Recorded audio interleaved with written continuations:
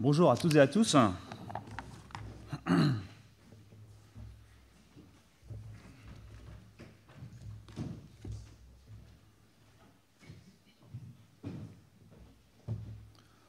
Lorsque j'étais enfant, ou plutôt adolescent, j'aimais bien faire de l'athlétisme. Courir toujours plus vite, toujours plus longtemps, faire des Fosbury, atterrir sur des matelas. Enfin voilà, c'était un peu mon kiff à ce moment-là de ma vie. Et la plupart des épreuves sont des épreuves très individualistes, hein, chacun sur sa ligne de départ, chacun son saut, etc. Et du coup, chacun pour soi. Et peut-être Dieu pour tous, je ne sais pas. En tout cas, chacun pour soi. Et parmi toutes ces épreuves, il y en a une, par contre, qui était très différente. C'était la course de relais, hein, au départ, avec un témoin entre les mains. Et bien, du coup, les uns après les autres, on essayait de courir le plus vite possible, passer le témoin d'une manière la plus efficace possible pour terminer la course, si possible, avec le meilleur temps. Le meilleur temps. Et comme on l'a introduit au début du culte, aujourd'hui, nous allons avoir des présentations d'enfants. Et la Bible parle beaucoup d'enfants et parle aussi de cette transmission générationnelle, de ce que l'on transmet comme témoin à nos enfants. Et le texte de ce matin, on était dans Actes, vous et moi, et on va se projeter quelques siècles en arrière, dans l'Ancien Testament. Et pour un bref résumé, le peuple a été libéré d'Égypte d'une manière extraordinaire par Dieu et par l'intermédiaire de Moïse. Et après leur errance dans le désert, 40 ans dans le désert, eh bien, le peuple va conquérir une partie du pays promis avec Josué à la tête comme leader. Et je ne sais pas si vous vous souvenez, mais Josué avec Caleb, c'était les seuls à être sortis d'Égypte et à pouvoir entrer dans le pays. C'était le successeur de Moïse qui mène le peuple. Et tout ce que l'on peut voir de Josué, c'est que c'était un leader vertueux, intègre devant l'Éternel. Mais ça restait un être humain, bien évidemment, comme vous et moi. Et comme vous, comme moi, c'était quelqu'un de mortel. Et cela n'a pas changé. Et le texte d'aujourd'hui arrive à ce moment critique. Et le texte que l'on va parcourir se situe au cœur des 2 premiers livres de Juges. Et en fait, il n'est pas pris au hasard, ce texte, et il n'est pas là par hasard non plus. Parce qu'on voit que ces 2 premiers chapitres font la transition entre une position de départ avec Josué, la conquête du pays promis, et ensuite, qu'est-ce que va devenir le peuple sans un leader et avec quelques éléments complémentaires. Au milieu, ensuite, il y a 2 discours de l'Éternel, et nous, on va se concentrer sur le cœur, sur un peu le résumé théologique de ces deux chapitres. Et en fait, dans ce cœur-là, on va voir en fait que les changements entre la position de départ et la position à l'arrivée vont être expliqués par un point particulier, le changement de génération, le passage de témoin. Et sans plus attendre, je vous propose de prendre vos Bibles dans le livre des Juges, au chapitre 2, et à partir du verset 7. Et pour ceux qui ont la même Bible que moi, c'est au début, c'est à la page 171. Juges 2, à partir du verset 7, et cela sera sans doute bientôt affiché.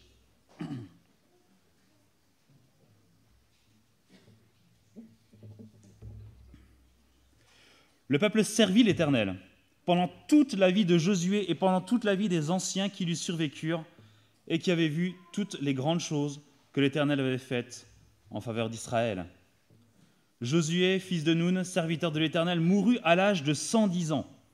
On l'ensevelit dans le territoire qui lui avait été attribué, à Timnath-Hérès, dans la région montagneuse d'Éphraïm, au nord du mont Gaash.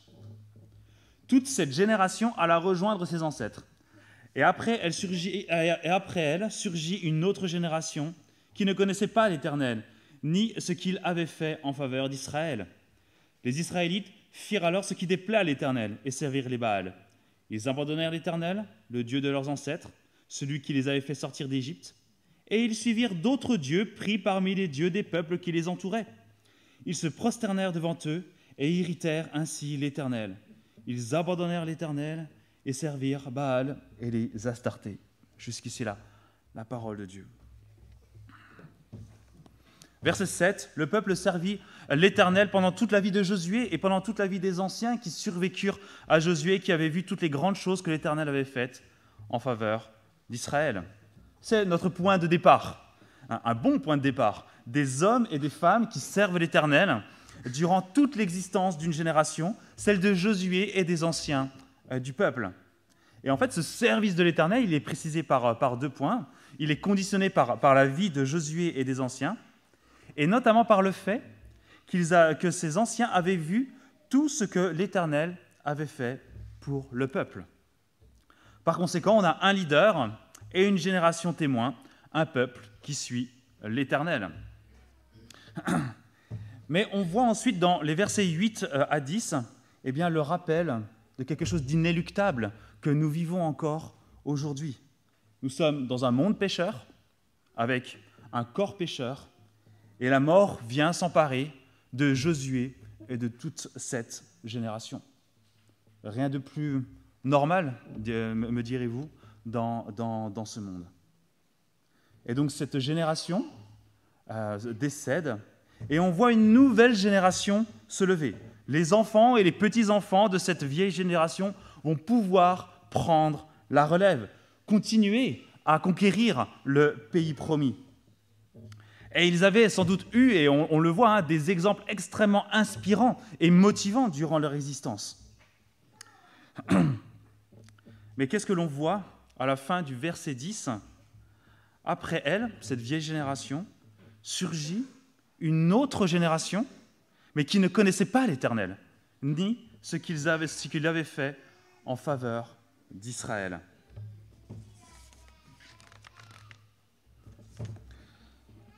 Et donc, si le peuple continuait à grandir en nombre, il y a ici la démonstration d'une rupture qui est très nette. Les anciens connaissaient l'Éternel et avaient vu ce qu'il avait fait en faveur du peuple. Et de l'autre côté, une nouvelle génération qui ne connaît pas l'Éternel, ni ne sait ce qu'il avait fait en faveur du peuple. D'un côté, des parents qui ont vécu des choses extraordinaires avec Dieu, mais des enfants qui n'ont pas reçu cet héritage spirituel.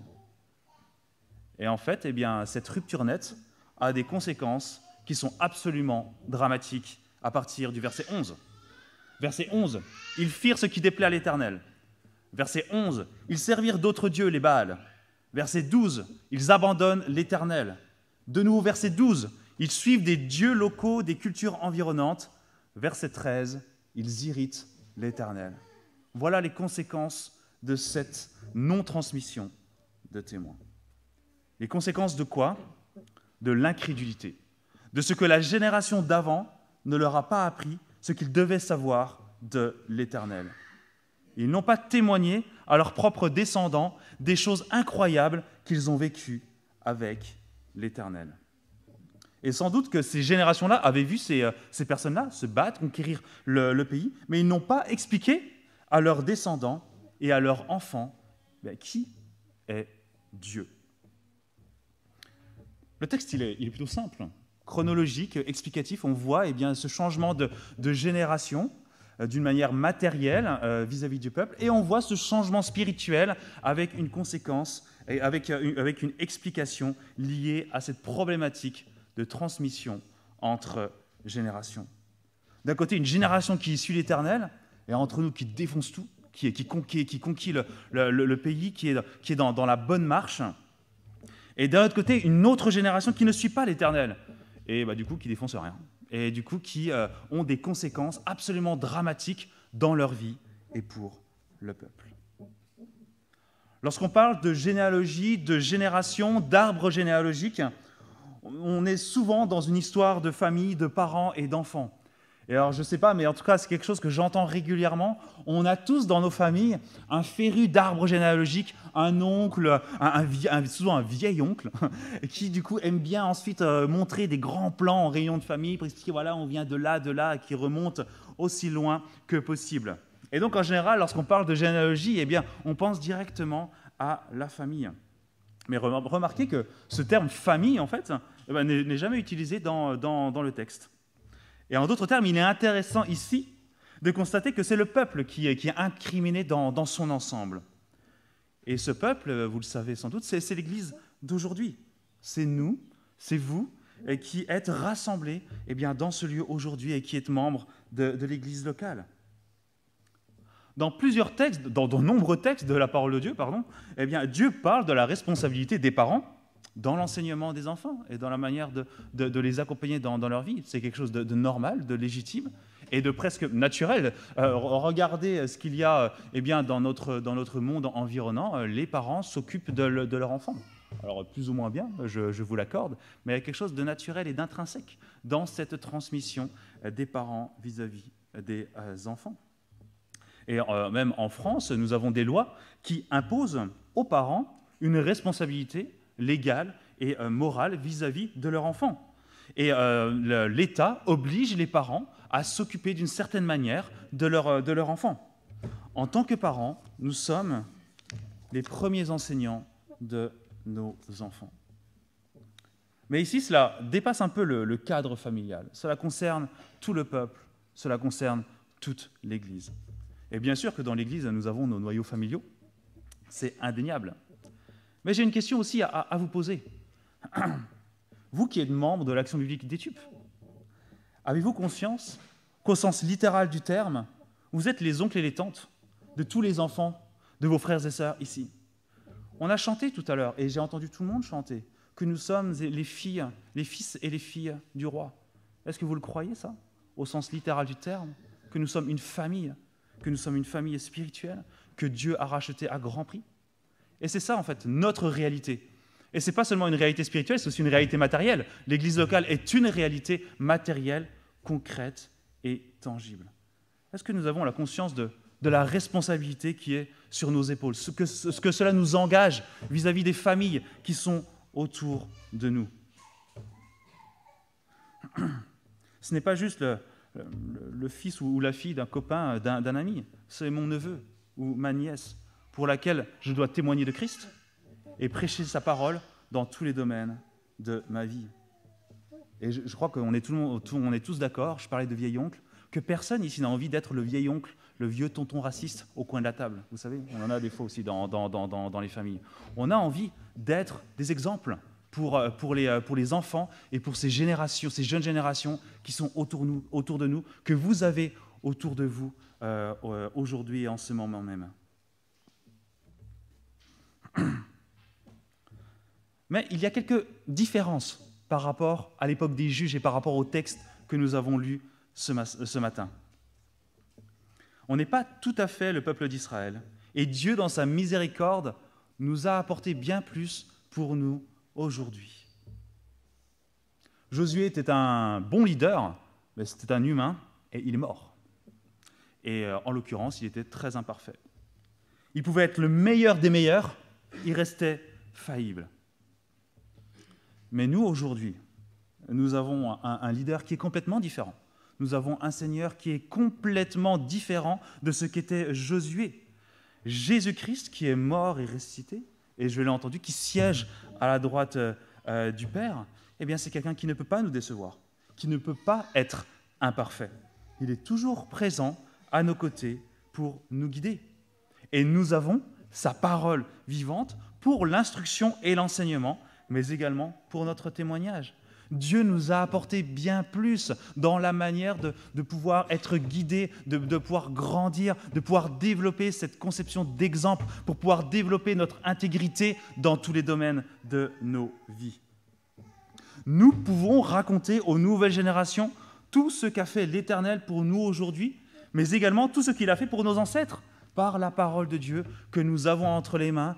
Et nous, en France, nous avons d'innombrables ressources, nous avons d'innombrables versions, on peut l'entendre comme la lire, on est richement bénis dans la manière de pouvoir transmettre la parole de Dieu et tout ce que l'Éternel a fait pour nous et pour son peuple jusque depuis le début de notre humanité, de l'humanité. Mais une autre réflexion. Sommes-nous cette génération pieuse et au service de l'Éternel? Et si ce n'est pas le cas, que devons-nous changer ou acquérir pour que notre génération et cette génération de parents ici présents puissent être à l'image de ce peuple au service de l'Éternel? Et comment l'Église peut être un outil, un moyen de grâce que Dieu peut utiliser au service des parents? Et une seconde réflexion. Comment ne pas avoir une génération qui oublie l'Éternel? Le texte et le livre des Juges nous montrent que nous sommes toujours à une génération de la fin d'une église locale. Et le texte, il est clair. Nous devons enseigner et nous devons témoigner. Et en y réfléchissant, en fait, on est un peu dingue d'avoir des enfants. Parce qu'en fait, dans la réalité spirituelle, c'est le fait d'avoir des inconvertis en permanence à nos côtés. Et donc, ça sous-entend qu'en fait, on doit témoigner d'une manière la plus exigeante possible, tout le temps, dès que nous rentrons à la maison. Bon, ça veut dire qu'au travail, du coup, on peut faire d'autres choses. Ah, mais pas de bol, en fait, on a nos collègues aussi. Donc, du coup, ça ne marche pas non plus. En fait, avoir des enfants, ça met un poids sur nos épaules. Ça veut dire être témoin et être exigeant dans notre témoignage à la maison.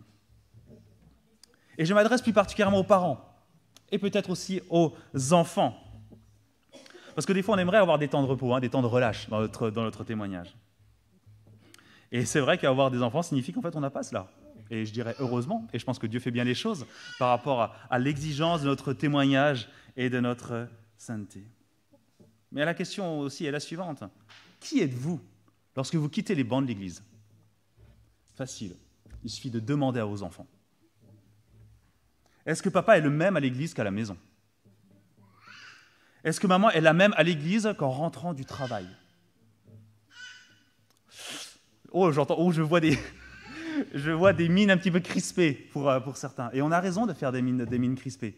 Parce que c'est la réalité, en fait, de nos vies et de notre témoignage. Et en se posant ces questions-là, en posant la question à nos enfants, eh bien, on a aussi un reflet, parfois très fidèle, de qui on est et de l'inconstance que nous pouvons vivre dans nos vies. Cela renvoie à notre propre miroir et à notre propre péché.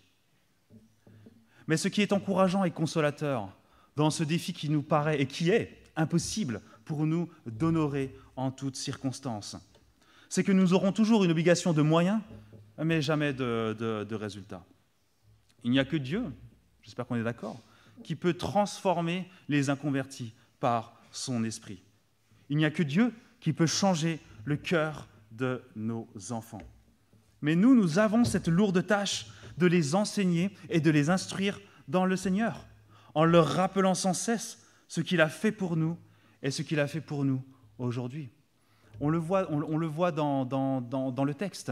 Ce sont ces éléments-là principaux qui font qu'une nouvelle génération s'est levée. Cette génération n'a pas connu, entendu, ni vu ce que l'Éternel a fait pour ce peuple. Alors ne faisons pas cette erreur pour nous en tant qu'Église et en tant que famille. Ne nous lassons pas d'enseigner et de témoigner à nos enfants, parce que c'est notre objectif en tant que parents. Et c'est aussi la question de se dire, eh bien, si jamais nous ne le faisons pas, quels sont ces dieux qui sont autour de nous et qui sont dans notre culture et que nous allons enseigner à nos enfants? Je ne suis pas sûr qu'il y ait encore beaucoup, en tout cas en France, de cultes liés à Astarté ou à Baal. Mais il y a tellement d'autres idoles, que ce soit l'épanouissement personnel, le travail, l'argent, la réussite, etc., etc., etc. Ce sont les dieux de notre culture environnante. Et ce qui est certain, et le texte nous le démontre, et la Bible nous le démontre, c'est que si nous ne nous attachons pas à l'Éternel, nous nous attachons forcément à d'autres dieux. Et ce ne sera pas Baal et Astarté, ce seront tous les dieux de notre culture environnante. Aujourd'hui, c'est vraiment un moment de grâce et de bénédiction, mais il nous engage également dans ce que nous sommes, des disciples de Jésus-Christ qui forment d'autres disciples, une Église qui veille sur sa communauté et des parents qui s'engagent pour leurs enfants. Je termine par la prière. Seigneur, lorsque des fois on s'imagine toutes nos responsabilités, cela nous semble impossible à réaliser, tellement nous avons des failles et nous sommes pécheurs. Mais Seigneur, tu as fait plus que quiconque pour pouvoir nous racheter à grand prix et nous bénir de ta grâce. Et Seigneur, cette église locale est aussi un moyen de grâce que tu utilises pour nous en tant que parents, afin de grandir et de porter nos enfants selon ce que tu désires. Et je veux te rendre grâce parce que, on voit que c'est possible et que génération après génération, il y a des gens qui se lèvent et que tu n'abandonnes pas ton peuple. Aujourd'hui, à Étupe et à Héricourt, nous sommes au bénéfice de ces générations qui ont suivi l'Éternel et qui ont relaté tout ce que tu as fait pour ton peuple et pour elle. Et Seigneur, on ne veut pas être cette génération qui oublie l'Éternel. On ne veut pas être cette génération oublieuse qui se vautre dans l'adoration d'autres idoles de notre culture environnante. Et on a besoin désespérément de toi, Seigneur, et de ton esprit pour nous guider au mieux dans cette culture et dans ce monde changeant. Et je te prie, Seigneur, qu'en tant qu'Église, on puisse se porter mutuellement et s'engager, afin que, Seigneur, ce message, cette prédication de la parole et ce témoignage soient vivants pour nos enfants. Et qu'au mieux et au plus, on puisse être intègre dans tous les domaines de nos vies. Mais on a besoin de nos frères et sœurs, on a besoin de la prière, on a besoin de ta parole, et on a avant tout besoin de toi.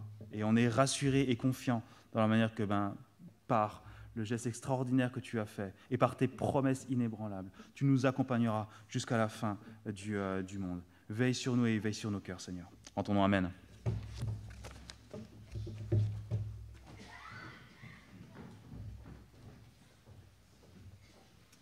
Un grand merci, Sam. Alors, je vous ai parlé de présentation d'enfants, et peut-être que vous vous demandez finalement qu'est-ce que c'est